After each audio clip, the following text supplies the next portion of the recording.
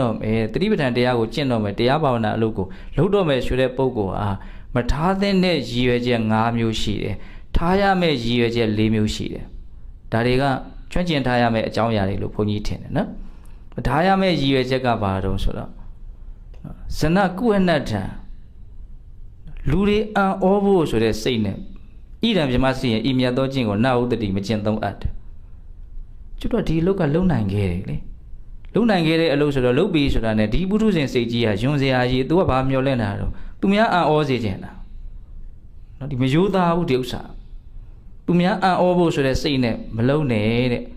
ဒီစိတ်ဖြစ်တယ်လို့မို့ဘုရားတားတာနော်ငါတော့မဖြစ်ဘူးလို့မြန်သွားမထင်လေတဲ့နော်ကောင်းတာလုပ်တာတော့အဲ့ဒီရည်ရွယ်ချက်ကရှိနေတယ်မရှိရဘူးတဲ့ဇနလပနတ္ထံလူပြောများဖို့ဆိုတဲ့စိတ်ကူးနဲ့ဣဒံပြမရှိရင်ဤမြတ်သောကျင့်ကိုနာဥဒတိမကျင့်သုံးအပ်တယ်ဒီခေတ်ပူဆိုတာဗောနော်ဒီကင်မရာတကားကားနဲ့ဖုန်းတကားကားနဲ့လိုင်းပေါ်အပြိုင်တင်ဖို့ကြိုးစားနေတာဘာလို့တာလူသိများဖို့ပေါ့လူပြောများဖို့ဇနလပနတ္ထံလူပြောများဖို့ဆိုတဲ့စိတ်နဲ့အလောရဘူးတဲ့နာလာဘတက္ကရတိလောကနိတန်တ္ထံလက်ပူဇော်တက္ကရာအချမ်းရအကျော်ဇောဒါရလို့စဲစိတ်နဲ့မလုပ်ရဘူးနောက်လက်လာဘ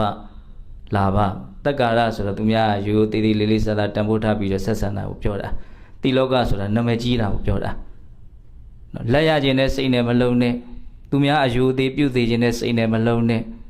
နော်ချမ်းရံကြော်စောတွေနာမည်ကြီးမှုတွေဒါတွေရလို့တဲ့စိတ်နဲ့မလုံးနဲ့နောက်ဆုံးပြောထားတာလေးဟာနဣတိမံဇနောဇာနာတုတိနဣတိဝါရပမောက္ခဏိတန်တ္ထနောက်ဆုံးမရောက်သေးဘူး၄ခုမြောက်သူများကိုနှိပ်ကုတ်ဖို့ကိုကာကွယ်ဖို့ဆိုတဲ့စိတ်နဲ့လည်းမလုံးနဲ့တဲ့ဘာတုံးဒီစကားကမြတ်သောအကျင့်ကိုကျင့်တယ်ကိုယ်တရားတွေထိုင်တယ်ငါဒီကိစ္စကိုသိတယ်သူများကိုမင်းတို့ဘာနာလဲလို့တော့မင်းတို့လုပ်နေတာတွေကဘယ်လိုသူများကိုဘာလုပ်လို့သူကဆရာကြီးလုပ်နှိပ်ကုတ်သူများကိုလာအပြစ်တင်မယ်ဆိုရင်ငါလာပြောမနေနဲ့ငါမင်းရိတ်တာပေါင်းများစွာဝင်ခဲ့ပြီစခန်းပွဲပေါင်းများစွာဘယ်နှပတ်ရှိပြီဟုတ်လားသူကသူဘာလုပ်တော့ကာကွယ်ဒီကိစ္စနဲ့ပတ်သက်ပြီးတော့ငါဆရာကြီးလို့လုပ်ချင်အဲ့ဒီစိတ်မျိုးနဲ့ပါတော့တရားမလုံးနဲ့တဲ့နောက်ဆုံးကြတော့ဣတိမံဇနောဇာနာတုတိငါဒီလိုလုပ်နေတယ်ဆိုတာကိုလူတွေသိပါစေဆိုတဲ့စိတ်နဲ့မလုံးနဲ့တဲ့လူမသိသူမသိလေးသွားဟုတ်လားလူသိစေခြင်းနဲ့ဆိုတာကိုကသူကယုံညံ့တဲ့အလိုလို့မြတ်စွာဘုရားသုံးတယ်ဒီအလိုဆန္ဒမမြင့်မြတ်ဘူးယုံညံ့တယ်ကိုလုပ်တဲ့အလုပ်ဟာမြင့်မြတ်တဲ့အလုပ်မြင့်မြတ်တဲ့အလုပ်ကိုယုံညံ့တဲ့ဆန္ဒတွေနဲ့မလုံးနဲ့လို့ပြောတာဒီအကျင့်မြတ်ကိုကျင့်တော့မယ်တတိပဋ္ဌာန်တရားကိုကျင့်တော့မယ်တရားဘာဝနာအလုပ်ကိုလုပ်တော့မယ်ဆိုတဲ့ပုဂ္ဂိုလ်ဟာမထားသင့်တဲ့ရည်ရွယ်ချက်5မျိုးရှိတယ်ထားရမယ့်ရည်ရွယ်ချက်4မျိုးရှိတယ်ဒါတွေကကျွမ်းကျင်ထားရမယ့်အကြောင်းအရာတွေလို့ဘုန်းကြီးထင်တယ်နော်